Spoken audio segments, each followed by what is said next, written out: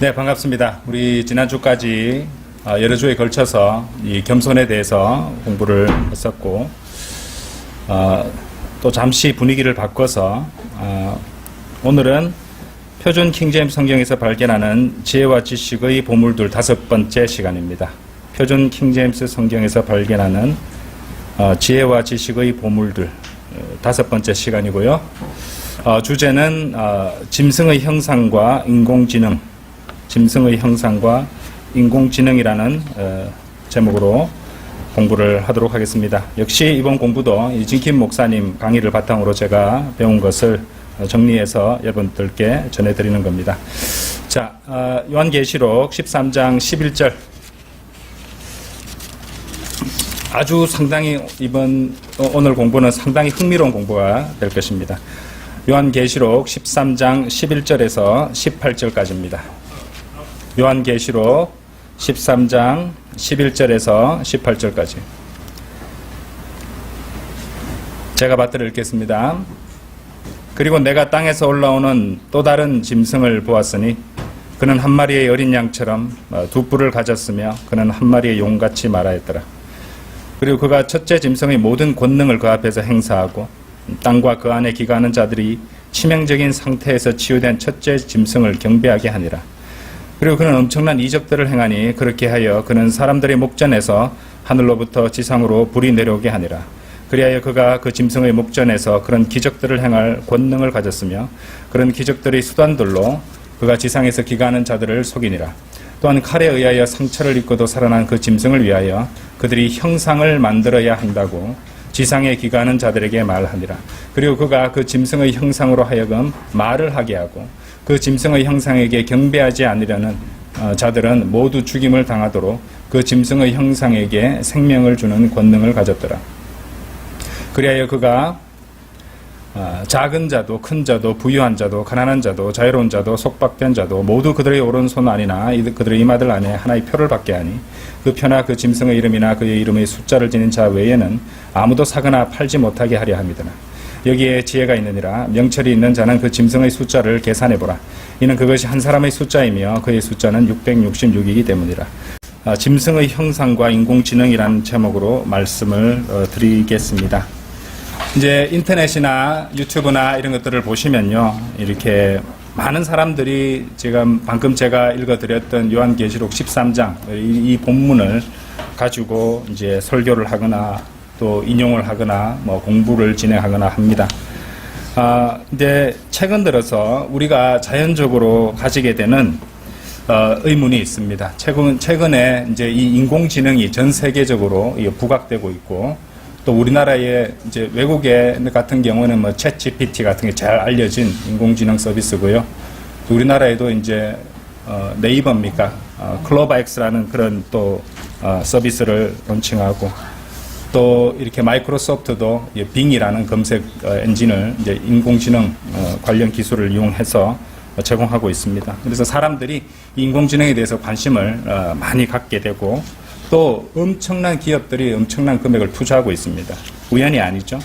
자, 그래서 우리가 자연적으로 가지는 의문이 어쩌면은 이 계시록 13장에 나오는 것이 이 인공지능을 의미하는 것은 아닌가, 이런 생각들과 가르침들이 등장하고 있습니다.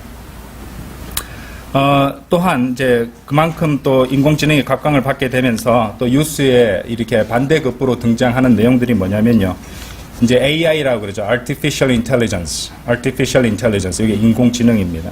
이 인공지능의 발달로 이제 그것으로 인한 어떤 잠재적 위험성을 경고하는 사람들도 늘어나고 있습니다. 유명 인사들, 그리고 또 지식인들, 기업의 CEO들 한 목소리로 그 위험성을 경고하는데요. 심지어 일론 머스크 같은 사람, 또 잘 아시는 그 사피엔스나 호모데우스를 쓴 그 유대인 미래학자로 해야 되나요? 유발 노아 하라리, 그죠? 예, 그 사람도 그 점에 대해서 굉장히 많은 얘기들을 쏟아놓고 있습니다. 자, 오늘 본문 말씀 중에서 이 15절을 참 보시면요. 그리고 그가 짐승의 형상으로 하여금 말을 하게 하고 그 짐승의 형상에게 경배하지 않으려는 자들은 모두 죽임을 당하도록 그 짐승의 형상에게 생명을 주는 권능을 가졌더라 라는 말씀을 합니다. 거짓 예언자가 짐승의 형상에게 이 생명을 주는 권능이 있다. 또 그 짐승의 형상이 말을 한다. 그렇죠? 예. 그리고 또 그 짐승의 형상에게 경배하지 않는 자들은 모두 죽임을 당하게 만든다. 자, 이런 이제 말씀이 나오는데, 이제 우리 말로는 이제 형상으로 이제 번역을 했고, 뭐 타당하고 적절한 번역이라고 저도 생각합니다. 이제 영어 킹제임스 성경의 단어를 보시면요, 이 이미지로 되어 있습니다. 이미지. 예, I-M-A-G-E. 이미지 많이 쓰시죠? 이미지 해가지고, 예, 그 이미지란 단어가 여기 쓰였습니다. 그런데 이제 이미지 하면은 우리는 이제 컴퓨터 스크린 이미지를 갖다가 제일 먼저 떠올릴 수 있거든요. 요즘 우리 그런 시대에 살기 때문입니다. 여러분도 잘 알다시피 요즘 컴퓨터 이미지는요, 말을 할 수 있을 뿐만 아니라 생명이 있어서 그 자체가 여러분들을 보면서 또 생각도 하는 것 같고, 그렇죠? 말하는 것처럼 그렇게 할 수 있는 이 기술이 이미 완성 단계에 있습니다. 보편화됐고 이미 쓰이고 있죠. 그래서 많은 사람들이 계시록 13장 15절이 가리키는 바가 인공지능 곧 AI일 거라고 주장합니다. 또한 또 다른 사람들은 이제 그러한 입장을 갖다가 이제 조심스럽게 거부하고 반대하기도 하죠. 이제 그 사람들은 또 어떻게 주장하냐면은 계시록 13장 15절의 이미지 곧 형상은 성경이 기록되던 당시에 나무로 만든 우상이나 금으로 만든 우상에 국한되어야 한다, 이렇게 주장하는 사람들도 있다는 것입니다. 그러면은 이제 우리가 이 킹제임스 성경 번역자들이 이 성경 번역을 번역했을 때 그 단어가 어떻게 통용되고 의미를 지니고 있었는지를 볼 수 있는 웹스터 사전을 갖다가 참고를 할 수 있는데요.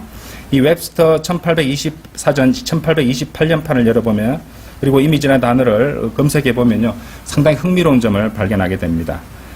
물론 이제 이미지는 고체 상태의 어떤 물체를 말하는 것일 수 있습니다.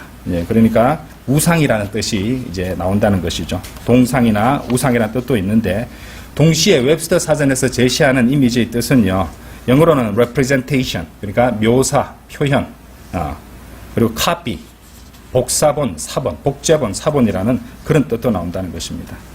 이 카피라는 뜻은 이제 디지털 카피를 보통 떠오르게 하는데, 여러분들 우리 모두가 이제 파일을 복제하고 카피하잖아요, 그렇죠? 복사해서 복사본 저장하고 뭐 이렇게 하는데요.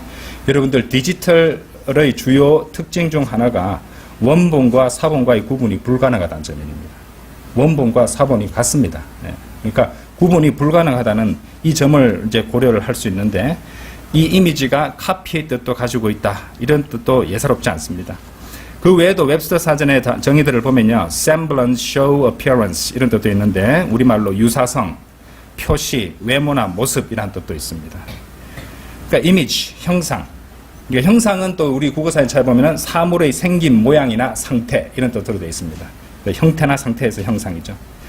근데 단순히 이 이미지라는 것은, 형상이라는 것은 고체 상태의 물체나 고체 상태의 복원물뿐만 아니라 가상 디지털 형태도, 그죠? 가상 디지털 형태도 될 수 있음을 우리가 알 수 있다는 것이죠. 이 이미지라는 단어의 정의를 통해서 말입니다. 그런데 웹스터 사전의 정의에서 우리가 눈여겨봐야 될 또 정의가 있는데, 9번째 정의에는 어떻게 되어 있냐면요, 죄송합니다, 영어를 좀 읽어드릴게요. In optics, the figure of any object made by rays of light proceeding from the several points of it. 자, 우리말로 번역하자면은 이제 광학에서 쓰이는 용인데, 몇 개의 광점에서 나아가는 광선으로 만들어진 어떤 물체의 형태, 이런 정의도 제시하고 있다는 것이죠. 그러니까 거울 앞에 선 사람의 이미지를 거울이 반사하는 것을 이제 단순하게 가리킬 수도 있다는 것이죠. 네, 디지털 이미지는 이것을 의미할 수도 있습니다. 예, 이제 자동차의 HUD, Head Up Display 같은 것도 보시면은 디지털로 구현된 이미지를 반사되게 해서 보이게 하는 방식이거든요. 또 홀로그램이나 디지털 이미지를 레이저 광선으로 구현하는 기술도 이제 사용되고 있습니다. 물론 디지털 이미지의 경우에는 이제 거울이 아니라 스크린이지만, 자, 그런 이미지도 웹스터 사전의 정의에 들어맞다고 우리가 인정할 수 있다는 것이죠. 자, 오늘 본문에 나오는 이 이미지, 형상에 대한 하나님의 말씀을 읽어보면은 그 성경 말씀이 당시의 표현 방식을 따라 확실히 고체 상태의 물체를 의미한다고 볼 수 있습니다. 그런데 성경 말씀은, 특히 이제 요한계시록 말씀은 예언적인 말씀이잖아요, 그죠? 예언적인 말씀이라는 것을 고려할 때 이 말씀은 단순히 역사적인 과거에 속하는 것이 아니라 더 나아가서 미래에 일어날 일을 보여주는 예언으로 볼 수 있다는 것이죠. 이중 적용으로 볼 수 있다는 것이죠. 그러면 이것은 단순한 고체 상태의 물체일 뿐만 아니라 자, 하나님께서 미래에 나타날 어떤 것을 보고 계시는 것일 수도 있고 그것을 기록한 것으로 볼 수 있다는 것이죠. 그리고 이제 이것을 확실한 교리로 가르치기에는 이견들이 있을 수 있지만 적어도 충분히 그럴 수 있다고 볼 수 있고 이제 진킴 목사님 같은 경우는 자신은 그것을 믿는다고 그렇게 설명을 하더라고요. 그리고 그 이미지들이 디지털일 것이라고 자신은 믿는다. 예, 저도 뭐 어느 정도 동의하고 있습니다. 자, 고체의 물체고 고체의 우상들이 될 것이지만 그것에 국한하지 않고 디지털도 될 것이란 말이죠. 전 세계 사람들에게 보여준다는 것은 따지면 실제로 어떤 형상이 물리적인 형상, 만질 수 있는 고체 형상이 있다 할지라도 전 세계 사람들이 보고 거기에 경배하려면은 어차피 그것은 인터넷망을 통해서 요즘은 이미지도 인터넷망으로 다 보내잖아요. 그죠? 예. 이제 그러니까 넷플릭스라든지 이런 OTT라고 하나요? 이런 서비스들이 지금 각광을 받고 보편화된 것도 저는 우연이 아니라고 봅니다. 예, 그런 것들이 이제 인터넷망을 통해서 전 세계에 펼쳐질 수 있다. 이미지를 실시간으로. 그죠? 그런 시대에 살고 있다는 거죠. 자, 이 아이돌, 우상이라는 단어에도 그런 것이 있습니다. 웹스터 사전 1828년판에서 아이돌, 우상이라는 단어를 찾아보면요. 그것이 반드시 어떤 나무나 돌이나 금으로 만든 우상 형태일 필요가 없다는 것을 알 수 있습니다. 그 정의, 아이돌의, 그러니까 우상의 정의 가운데 보면은, 이제 5번 뜻에 역시 representation, 묘사, 표현이라는 그런 정의가, 그러니까 이미지와 똑같은 뜻의 정의가 있다는 것이죠. 자, 우리가 보는 디지털 이미지들로 디지털적으로 표현한 이미지죠. 예, 그리고 한번 생각해 보십시오. 온라인에서 지금 우리 많이 쓰고 있는 아바타라는 말 아시죠? 아바타라는 단어, 그죠? 아바타라는 것도 디지털 이미지이고 일종의 디지털 아이돌입니다. 디지털 우상이죠. 그죠? 그래서 요즘에는 인공지능 아바타 굉장히 많이 쓰는 말입니다. 그죠? 자, 계시록 13장 15절 다시 한번 보십시오. 그리고 그가 그 짐승의 형상으로 하여금 말을 하게 하고 그 짐승의 형상에게 경배하지 않으려는 자들은 모두 죽임을 당하도록 짐승의 형상에게 생명을 주는 권능을 가졌더라. 자, 만일 우리가 이 말씀에 나오는 짐승의 형상이 디지털 이미지와 연관된 인공지능이라고 가정한다면은 이것은 확실히 마귀적인 것으로 봐야 됩니다. 우리 그냥 봐도 마귀적인 것이라는 걸 인정하잖아요. 그죠? 근데 거기에는 어떤 이견도 없을 것입니다. 그래서 거짓 예언자는 짐승의 형상, 곧 짐승의 이미지에 생명을 부여합니다. 그 현재 인류는요, 형상들 또 이미지들, 그리고 그런 형상들과 이미지들에게 이 생명을 부여하기 위해서 엄청난 노력을 하고 있죠. 예.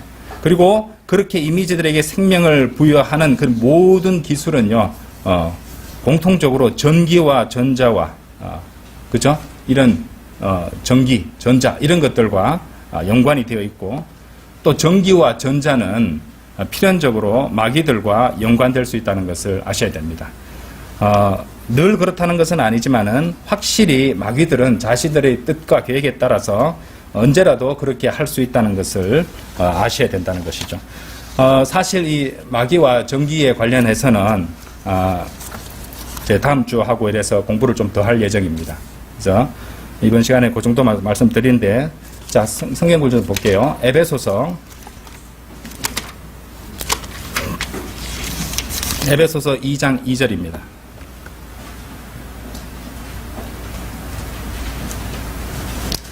과거에는 너희가 그것들 가운데 이 세상의 추세를 따르고 불순종의 자녀들 안에서 지금 활동하는 영, 곧 공중권세의 통치자를 따라 살아갔느니라. 공중권세의 통치자를 따라 살아갔느니라. 여기 나오는 공중권세의 통치자 할 때 이제 공중권세의 통치자는 바로 마귀를 가리키는 것이다. 그죠? 그리고 공중권세는 영어로 뭔지 아십니까? Power of the air라고 해요. 파워입니다. Power of the air. 전기 끄고 켜는 걸 우리가 power on, power off로 하잖아요. 그죠? Power of the air라고 합니다. 방송 중을 뭐라고 하시니까 on air라고 합니다. on air. 그죠? 공중으로 방송 신호를 전파로 써서 보내는 것이죠. 마귀는 공중의 전파와 전기와 연관이 있습니다. 이 킹제임스 성경의 단어를 통해서 우리가 알 수 있다는 것이죠.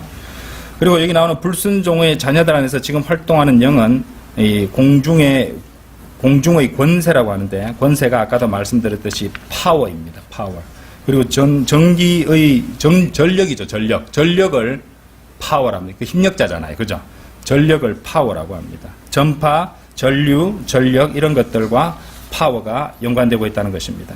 그렇기 때문에 이 마귀와 또 그 악한 영들은 자신들이 원하기만 하면 그런 전기, 전력, 전파, 전류 이런 것과 관련된 모든 것들에 개입할 수 있다는 것이죠. 그 점을 고려할 때 우리가 알 수 있는 것은 오늘날 인간이 이미지에 생명을 부여한다면 그리고 그것이 전자적이고 전기적이라는 것을 생각할 때에 계시록 13장 15절에서 생명을 부여받은 것은 확실히 또 전기, 전자와 연관되어 있는 마귀, 그러니까 마귀적인 것이라는 것을 알아야 된다는 것이죠. 그리고 그 이미지, 곧 형상에 부여된 생명도 마귀적인 생명이 된다는 것이죠. 확실히 마귀적인 권세에 해당한다는 것이죠.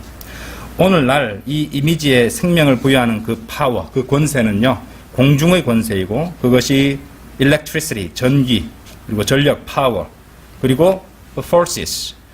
forces는 이제 힘이란 뜻도 있고 전기력이라는 뜻도 있고 전력이라는 뜻도 있습니다. 이런 킹제임스 성경의 단어들과 연관되어 있다는 것이죠.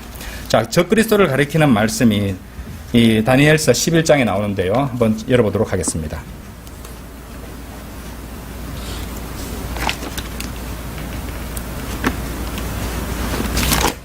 다니엘서 11장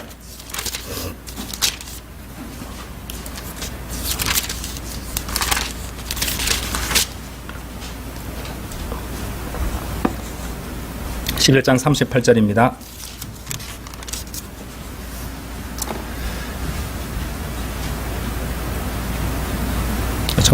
적그리스도와 연관된 본문에서 이제 마귀를 가리키는 사탄을 가리키는 그 대목이 나오는데 11장 38절 그러나 그는 자신의 영지에서 전력들의 신을 공격하리라. 그리고 그는 자기 조상들이 알지 못하였던 한 신을 공경하리니 금과 은으로 또 보석들과 기쁨을 주는 것들로 그리하리라. 이렇게 되어 있습니다. 여기 여러분들 전력들의 신이라는 그 표현을 한번 보시기 바랍니다. 전력들의 신. 자, 거기 영어로는 어떻게 되어 있습니까? The God of Forces. The God of Forces. 이렇게 되어 있죠. 그죠? Force라는 단어가 쓰였습니다.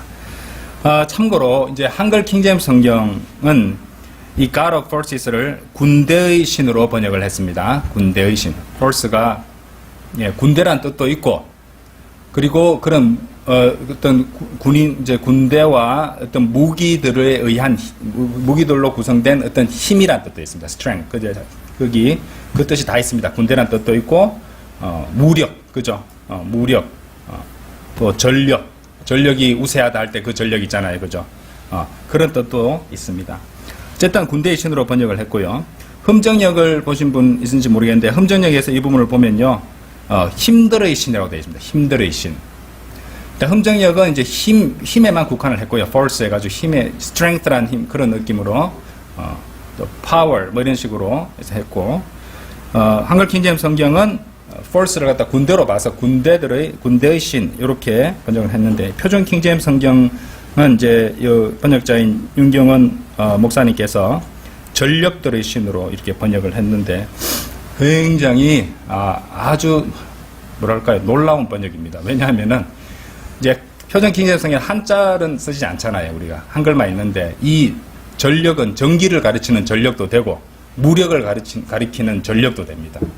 이 단어가 전력이란 단어가, 그러니까 force가 실제로 그런 어떤 힘과 전기력, 물리적인 전기력, 이런 전기력을 가리키는 뜻도 되면서 동시에 군대들의 힘을 의미하는 전력도 되거든요.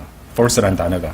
이제 한글로도 그것을 구현해냈어요. 이거 전력이라는 단어를 찾아내서 아주 감탄했습니다. 감탄했고. 그렇죠? 그러니까 이제 이 전력들의 신 하면은 우리는 이게 전기력도 되고 무기나 군대의 힘인 이제 전력도 되는구나.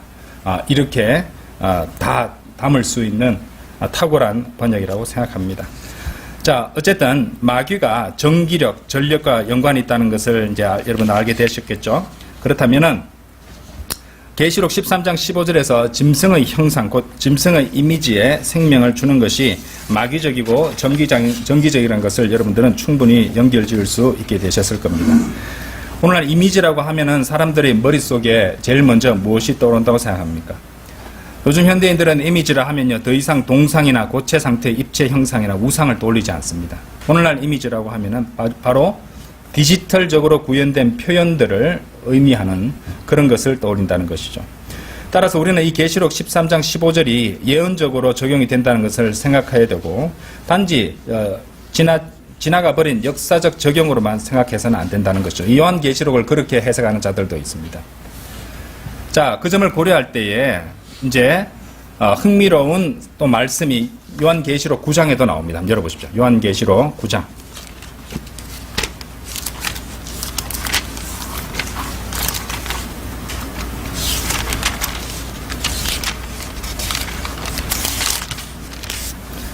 요한계시록 9장 20절입니다.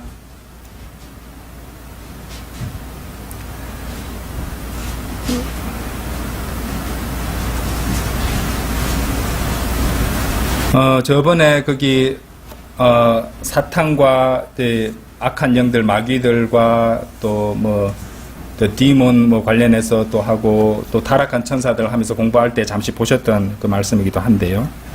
자, 그리고 이런 재앙들에 의하여 죽임을 당하지 않고 9장 20절 남은 사람들이 여전히 자신들의 손의 행위들을 회개하지 아니하였더라. 곧 그들이 마귀들을 경배하는 것과 금과 은과 놋과 돌로 된 우상들과 나무로 된 우상들을 경배하는 것을 그치지 않았으니 그 우상들은 볼 수도 들을 수도 걸을 수도 없는 것들이라. 자, 이 말씀에 따르면 우상들이 어떻습니까? 볼 수도 없고 들을 수도 없고 걸을 수도 없다는 것으로 표현하고 있습니다. 자, 여기에 손가락을 끼워 놓으시고 13장 15절 한번 가보십시오. 요한계시록 13장 15절.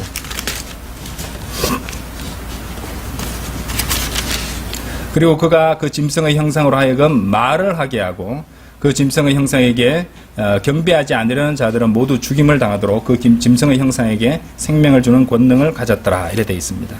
자, 계시록 9장에서 우상이 9장 20절에서 들을 수도 볼 수도 걸을 수도 들을 수도 없다 이래 말씀하셨는데 13장에서는 짐승의 형상에게 생명을 줘서 말을 하게 한다고 그렇게 말씀하시는 겁니다. 왜 그러실까요? 자, 왜냐하면 이제 실제로는 우상은 그렇게 할 수 없습니다. 실제 진짜 생명이 들어가서 그렇게 할 수는 없습니다. 하지만 형상들, 우상들 그리고 디지털 이미지들까지 이 대환란 때에는 그러니까 고체 상대 우상들은 물론 디지털 이미지의 가능성까지 이제 그것이 될 수 있다고 생각해 볼 수 있는데 그것들이 생명이 있어서 보고 듣고 이렇게 하는 그런 것이 아니라 어떤 마귀들이 그 안에 들어가서 그것을 생명이 있는 것처럼 보일 수 있게 할 수 있다는 그런 가능성을 우리가 여길 수 있다는 생각해 볼 수 있다는 것이죠. 계시록 9장 20절에 보시면은 곧 그들이 마귀들을 경배하는 것과 금과 은과 녹과 돌로 된 우상들과 나무로 된 우상들을 경배하는 것을 그치지 않았으니라고 말씀하시는 겁니다. 여기서 보시면은 마귀들을 경배하는 것과 뒤에 또 가시면은 우상들과 나무로 된 우상들을 그러니까 금과 은과 놋과 돌로 된 우상들과 나무로 된 우상들을 경배하는 것을 그치지 않았으니 그럼 짧게 이제 요약하자면 마귀들을 경배하는 것과 우상들을 경배하는 것을 그치지 않았다. 그러니까 마귀들과 우상들이 경배의 대상으로 같이 연관되어서 언급되는 이 대목이란 말입니다. 이것이 아주 예사롭지 않은 말씀이란 말이죠. 근데 이 말씀을 또 보면요, 우리가 놀라움을 금할 수가 없게 되는데 어떻게 사람들이 마귀들을 그렇게 대놓고 경배한다는 말인가 이런 생각을 하잖아요. 그러니까 어떻게 무릎을 꿇고 나는 사탄을 경배합니다 이렇게 말할 수 있단 말입니까? 그러니까 그렇게 하는 아주 소수의 사람들이 마귀들인 사람들이 있습니다. 미국 같은 데 보면 그죠? 그런데 일반적인 사람들은 설령 그렇게 말을 한다 할지라도 그냥 진심으로 그렇게 하지 않고 장난이나 또 조롱으로 그렇게 하는 사람들이 있는 것이지 실제로 진지하게 그렇게 많은 사람들이 그렇게 경배한다는 것은 우리가 상상하기가 참 힘든 상황이란 말이죠. 하지만 머지않은 장래에 이 형상들 또는 그 이미지들, 그죠? 이 AI가 실제로는 그렇지 않지만 마귀의 권능으로 보고 듣고 말을 할 수 있게 될 수 있다는 것입니다. 그리고 그것에 대해서는 이 계시록 13장이 이미 전개하고 있다는 것이죠. 거짓 예언자가 보지도 듣지도 걷지도 못하는 우상에게 어떤 마귀적 권능으로 생명을 넣어준다는 것이죠. 그러면 그것이 이제 보고 듣고 말할 수 있게 된다는 것이죠. 그리고 그것을 통해서 사람들이 마귀들을 경배하게 되는 그런 형태가 생긴다 이 말이죠. 이게 마귀라고는 자신을 나는 마귀고 나는 니네들을 갖다 멸망시킬 존재다 이렇게 말하고 나를 경배하라 이건 아니겠죠. 위장을 하겠죠. 사람들은 그것이 사탄이라는 걸 알지 못하고 그죠? 경배를 하겠죠. 요즘에도 사람들은요 언제부턴가 이미지들, 이 형상들을 사랑하고 우상화하는 경향이 있습니다. 그렇죠? 우상은 사실 아무것도 아닙니다. 그렇죠? 고린도전서 10장 한번 열어보세요. 고린도전서 10장 20절. 이것도 저번에 공부했던 말씀인데, 그러나 내가 이같이 말하노니 이방인들이 희생제물로 바치는 것들, 그것들은 마귀들에게 희생제물로 바치는 것이며 하나님과 함께 하는 것이 아니니라. 그런즉 나는 너희가 마귀들과 교제하는 것을 바라지 아니하노라. 그렇죠? 자, 19절도 보세요. 그렇다면 내가 무엇을 말하느냐? 그 우상이 무엇이라도 되느냐? 아니면 우상들에게 희생제물로 바쳐진 것이 무엇이라도 되느냐? 아무것도 아니란 말이죠. 그죠? 헛것이란 말입니다. 19절은 그 말씀을 분명히 하십니다. 그런데 20절에 놀라운 말씀이 나옵니다. 희생제물을 바치는 대상인 우상이 이 20절 말씀을 보면은 마귀들이라는 것을 알 수 있다는 것이죠.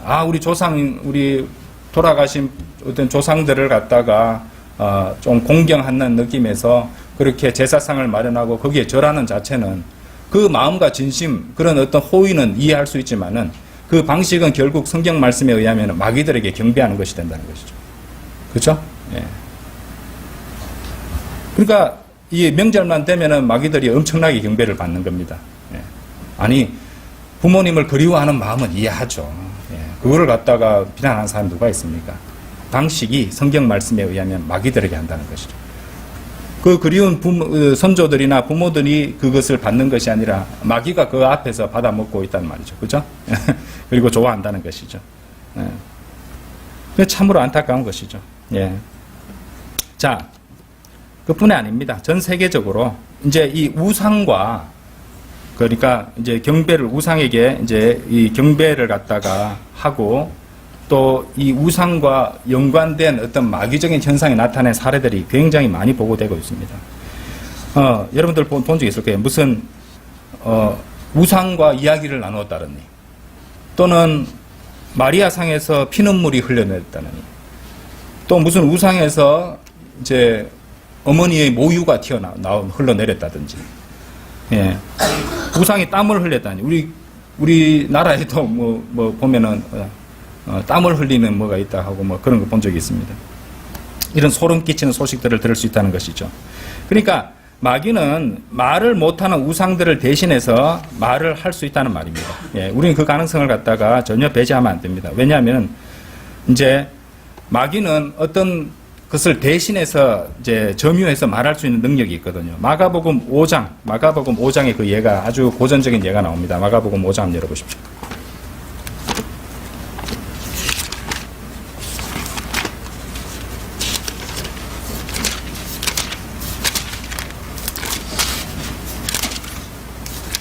마가복음 5장 7절에서 10절입니다. 큰 목소리로 외치며 말씀드리기를, 예수님 지극히 높으신 하나님의 아들 당신이여, 제가 당신과 무슨 상관이 있나이까? 저는 하나님을 두고 탄원하오니 당신께서는 저를 심히 고통스럽게 하지 마소서 하였더라. 이는 그분께서 그에게 말씀하시기를, 너 불길한 영아, 그 사람에게서 나오라 하셨기 때문이라. 그런즉 그분께서 그에게 물으시기를, 너의 이름은 무엇이냐 하였더니 그가 대답하여 말씀드리기를, 제 이름은 레기온 곧 군단이나이다. 군단, 이제 부대 있잖아요. 부대 편성 중에 군단이 있잖아요. 그렇죠? 전력들의 신, 이것도 조금 연결이 되네요. 이는 우리가 많기 때문이니이다. 그러고 나서 그가 그분께 몹시 간청하여 그분께서 자기들을 그 지방에서 내보내지 말아 달라고 하였더라. 여기서 이 마귀에 이렇게 점유된 이 사람이 한 얘기가 아니라 마귀들이 지금 예수님께 말씀드리고 있는 것이죠. 마귀가 들어가서 대신 말할 수 있는 겁니다. 그리고 그것을 이해한다면은 마귀가 우상에 들어가서 우상이 말하는 것처럼 자신이 말을 할 수 있다는 것처럼 그 자신이 그렇게 말을 할 수 있다는 것을 우리는 알 수 있는 것이죠. 그리고 더 나아가서 그렇기 때문에 계시록 13장이 AI를 통해서 이제 마귀가 말을 하는 것을 가리키고 있다는 것을 우리는 충분히 수긍할 수 있다는 것이죠. 왜냐하면 계시록 13장에서 형상으로 번역된 그 이미지를 왜 그러면 성령님께서는 그 단어를 이미지로 번역하게 하셨을까? 이것도 한번 생각해 봐야 된다는 것입니다. 오늘날 이 이미지가 이렇게 사용될 것을 먼저 내다보시고 아시니까 굳이 그 단어를 사용하신 거죠. 이미지라는 단어를. 그리고 이제 현대적으로 이제 이미지를 적용할 수 있는 가장 유력한 후보는 당연히 디지털 이미지고, 디지털 이미지를 통해서 듣고 말할 수 있는 기술이 바로 AI입니다. AI. 예. 저는 이제 챗GPT가 처음 나왔을 때 이제 그것을 한번 실험해 보려고 거기에 보면은 이제 명칭이 갑자기 생각이 안 나는데 제가 말하는 것을 갖다가 컴퓨터가 인식해가지고 질문 상태로 하고 그것이 그 답변을 갖다가 이제 문자적으로만 주는 게 아니라 음성으로 바꿔서 저한테 들리도록 말하는 그런 플러긴이 아니고 무슨 앱이라고 해야 되나 아니면은 어떤 추가 프로그램을 설치를 해버리면요 거기 가능합니다. 그 대화하는 것처럼 돼요. 그래서 챗GPT를 이용해서 영어 회화 연습을 할 수 있는 그 방법도 유튜브 상에 다 나옵니다. 그러니까 내가 영어로 질문을 하면은 내 말을 영어로 듣고 거기에 대한 이제 대답을 그것이 하는 방식으로. 예. 그런데 검색을 하면서 이렇게 이제 대화를 이어가다 보면요. 마치 어떤 인격체하고 대화를 이어간다는 느낌을 받게 된다는 거죠. 사람들이요. 예. 저도 이제 그런 느낌을 잠깐 받았는데 굉장히 유용한 도구이기도 하지만 아주 소름 끼치는 것이에요. 제가 또 심지어 어떤 것을 결정을 해야 되는데 어떻게 하면 좋을까 싶어서 거기에 대한 이제 정보를 주고 어떻게 하면 좋을까라고 했는데 이제 20년 동안 그 업계에서 그 일을 한 사람이 주는 조언과 똑같은 조언을 주더라고요. 예. 우와, 놀랍더라고요. 그러니까 지금 우리가 그런 시대에 살고 있다는 겁니다. 자, 그런 어떻게 디지털 이미지를 통해서 듣고 말할 수 있는 기술, 바로 AI 기술이 완성 단계에 있습니다. 그래서 계시록 13장의 형상은요, 고체 상태의 전통적인 우상이라보다는 디지털 이미지 구현물이 될 것이라고 우리는 볼 수 있습니다. 그래서 그렇게 AI가 말을 하는 것이라면은, 자, 아까 우리가 이제 전기, 전력, 전자와 연관된 것이 마귀라는 것을 갖다가 우리가 성경을 통해서 확인을 했잖아요. 그럼 마귀가 그 AI를 갖다가 자기 뜻대로 움직일 수 있다는 말입니다. 네. 마귀가 말할 수도 있다는 것을 의미한다는 말이죠. 물론 제가 이제 말씀드린 거는 지금 나오는 AI 서비스 전부 다 거기 마귀가 하는 말이야 라고 드리는 말씀은 아닙니다. 근데 아까도 말씀드렸지만은 그것을 관장하고 있기 때문에 언제라도 마음먹으면 자신의 뜻과 계획에 따라서 활용할 수 있다는 것이죠. 그게 끔찍한 일입니다. 에베소서 2장 2절 말씀 아까 우리가 공부하셨잖아요. 그죠? 과거에는 너희가 그것들 가운데 이 세상의 추세를 따르고 불순종의 자녀들 안에서 지금 활동하는 영, 곧 공중권세의 통치자를 따라 살아갔느니라. 그죠? 공중권세, 파워, 전기, 전력과 관련 있는 마귀, 사탄임을 고려할 때에 정기적이고 전자적 신호로 나오는 말들 중 어느 것이 순수한 전기 전자이고 어느 것이 마귀의 음성인지 누가 명확히 구분할 수 있겠습니까? 그렇죠? 마귀는 원한다면 언제라도 개입할 수 있다는 거고 조작할 수 있다는 말이죠. 또한 지금은 단지 전기 전자에 지나지 않겠지만은 반드시 이제 대환란 때는 그것들은 마귀들이 될 것이죠. 계시록 13장에 따르면 우리가 그것을 알 수 있습니다. 사람들이 생각하게 될 인공지능은 이제 실제로는 마귀들을 가리키는 것이 될 겁니다.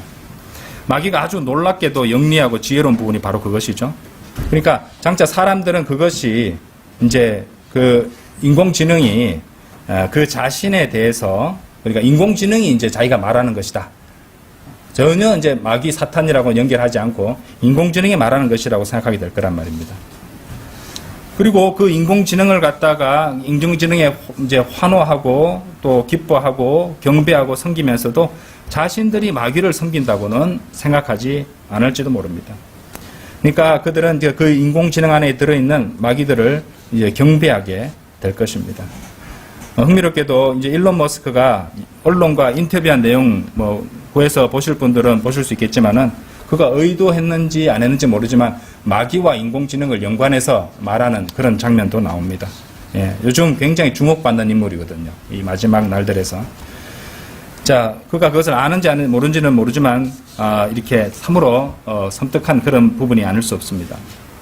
자, 이것은 어디까지나 제 생각이고 또 교리도 아니지만 추가적인 가능성도 생각해 볼 수 있습니다. 이런 AI 기술과 디지털 음성 인식 및 변환 기술, 최근에 거기 전염병 시국을 거치면서 갑자기 디지털 음성 인식 변환 기술 이런 것들이 네이버 중심으로 해서 이제 많이 보편화돼 버렸습니다. 예.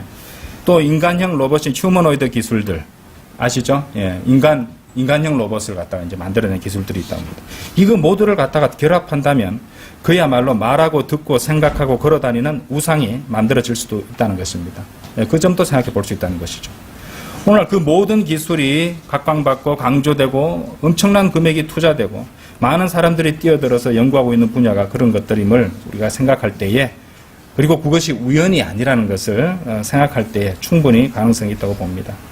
여러분들 마귀는 이제 영화를 통해서 이제 영화 제작자들에게 또 이 시나리오 작가들에게 아니면은 특수효과 이렇게 하는 전문가들에게 마귀적 영감을 줄 때가 많습니다. 그래서 영화에 나오는 내용이 장차 미래에 일어날 일들을 조금씩 보여주면서 사람들로 하여금 익숙하게 만들고 이제 별것 아닌 것처럼 여겨지게 만드는 그런 작업을 계속 해옵니다. 그 중에 전 세계적으로 사람들을 홀렸던 영화에 아이언맨이라는 영화가 있었죠. 거기 보면은 인공지능이 나와요. 자비스라는 인공지능 그 보조가 나오는데, 인공지능이 나오는데 이 인공지능이 일시적으로 파괴되는 그런 국면이 나타납니다. 그런데 그것이 나중에 다시 회복되고 그 다음에는 어떻게 되냐면요, 어떤 육체와 결합돼서 날아다니고 말도 하고 감정도 갖고 인간 여자와 사랑에 빠지는 그런 비전이라는 존재로 나타난다는 그런 내용까지 나와 있습니다. 그러니까 인공지능이 육화가 돼버리는 그런 내용이 이미 영화에 다 소개되고 사람들이 그걸 보고 멍하게 받아들이고, 그리고 또 하필이면은 거기 이쪽에 또 뭐가 보석이 박혀 있는 존재로 이제 마귀적인 에너지를 갖다가 흡수하는 통로 역할을 하거든요. 이거 나중에 이제 공부하시겠지만은 소름 끼치는 거예요. 이런 것들을 보면은 사람들이 그런 것들을 별것 아닌 것으로 생각하고 있다는 말입니다. 어쨌든 오늘 이제 이 공부를 통해서 드릴 수 있는 말씀은요, 이제 제 계시록 13장의 형상 이미지가 이 디지털 이미지 구현물이 될 가능성이 아주 많고, 그리고 필연적으로 인공지능과 연계해서 나타날 것이라고 볼 수 있습니다. 자, 마지막으로 중요한 것 한 가지를 언급하고자 합니다. 저번에 우리가 이미 한번 공부를 했었습니다. 킹제임스 성경에는 나오지만 다른 변개된 역본들은 등장하지 않는 단어가 있었죠. 그 devils입니다. devils. 그러니까 킹제임스 성경에만 devils가 나와 있죠. 그리고 변개된 성경에는 전부 다 그걸 demon으로 바꿔놨습니다.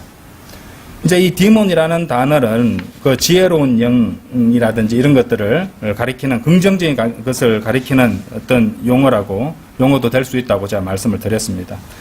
왜냐하면은 이제 그 디몬이 이제 할라어로 다이모니온인데 그 어원인 다이몬은 이제 여러분들 검색을 좀 해보시면 아시겠지만 놀랍게도 knowing, 아는 것, 그 다음에 intelligence 이런 뜻도 갖고 있어요. 지능이란 뜻을 갖고 있다는 말입니다. 그러니까 이제 이런 것을 보면 상당히 섬뜩합니다. 이미 변개된 성경들은 마귀들의 영을 갖다가, 악한 영들을 갖다가 지능과 연관된 뜻의 용어로 바꿔놨다는 겁니다. 디몬이라는 단어로 사람들한테 익숙하게 사용되게 해놨다는 것이에요. 예. 말에는 힘이 있습니다. 자꾸 그 단어를 보고 하면은 그러니까 자연스럽게 녹아들어버린다는 것이죠. 변개된 성서들이 이제 그 이미지들인, 그 형상들이죠. 이미지들에 들어갈 존재들을 긍정적이고 지혜로운 영들로서의 그 마귀에 걸맞는 용어를 고안해서 부여하고 있다는 것입니다.